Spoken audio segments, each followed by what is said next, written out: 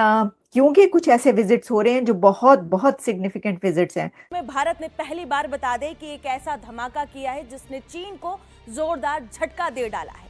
Economics का भी, relations का भी, कल्चर का भी, वहां का ही विजिट बड़ा इंपॉर्टेंट है। भारत के विदेश मंत्री डॉक्टर एस जयशंकर एक ऐसे देश पहुंचे हैं जिसने बीजिंग को इस वक्त अलर्ट कर दिया है। जाहिर है अब ये बड़ा इंपॉर्टेंट टॉपिक आज एक टॉपिक ऑफ द टाउन बना हुआ है। इसको देखना है किस तरीके से अभी मामला आगे बढ़ता है।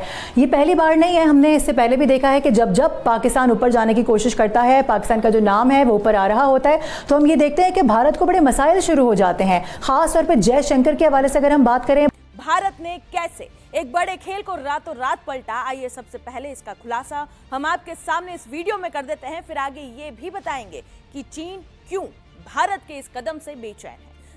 आप 2 दिन से हैं, देख रहे हैं क्या हो रहा है। अगर मैं आपसे ओवरऑल पूछूं वहां का मीडिया, वहां इस वक्त सिचुएशन क्या है, तो अगर आप उसको पूरा थोड़ा सा हमें बता सकें इस वक्त माहौल है क्या।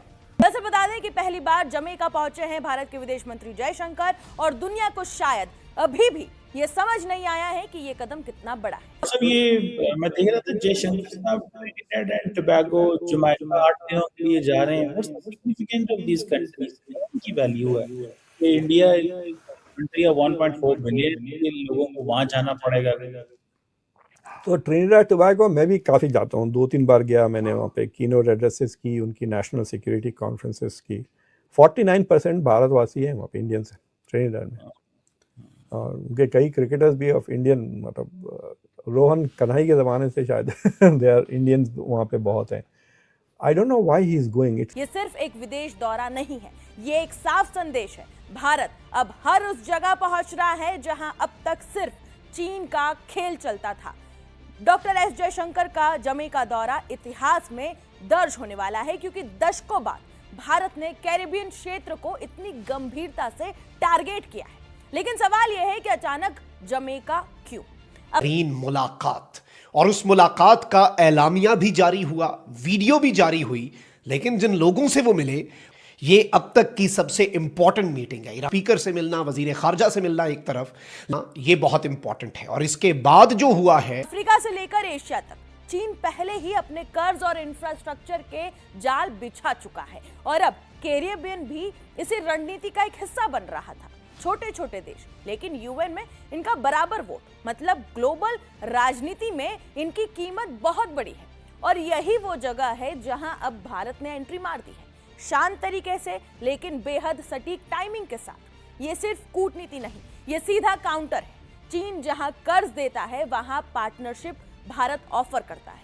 चीन जहां कंट्रोल चाहता है वहां भारत कनेक्शन बनाता है, और यही फर्क अब गेम बदल सकता है। अब आपको ग्राउंड अपडेट भी समझा देते हैं। भारत के विदेश मंत्री जयशंकर अपनी पहली आधिकारिक यात्रा पर किंगस्टन पहुंचे, जहां उनका स्वागत बता दें कि जमैका के विदेश मंत्री ने धूमधाम से किया। इस दौरे के दौरान वो सिर्फ बता दें कि सरकार से ही नहीं बल्कि बिजनेस कम्युनिटी और भारतीय मूल के लोगों से भी यहां पर मुलाकात करेंगे। यानी कि diplomacy plus economy plus soft power, तीनों पर ही डॉक्टर एस जयशंकर का फोकस रहेगा। ये तो अपनी जगह पर है कि इस विजिट को बीच रिलेशंस का एक न्यू चैप्टर कहा जा रहा है।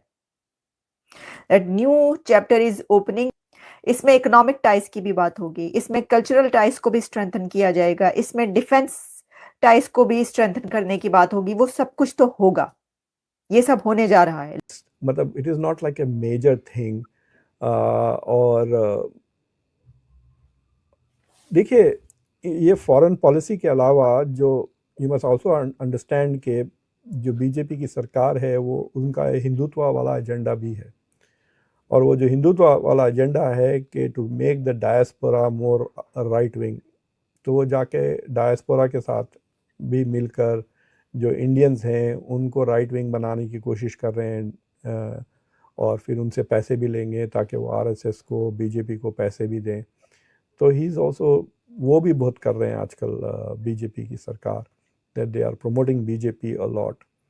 और जो ये एम्बेसडर्स वगैरह होते हैं, इनफैक्ट एक ज़माने में ट्रिनिडेड के जो इंडिया के एम्बेसडर थे ट्रिनिडेड को, वो मेरे जानने पहचानने वाले थे, हैदराबाद से थे वो।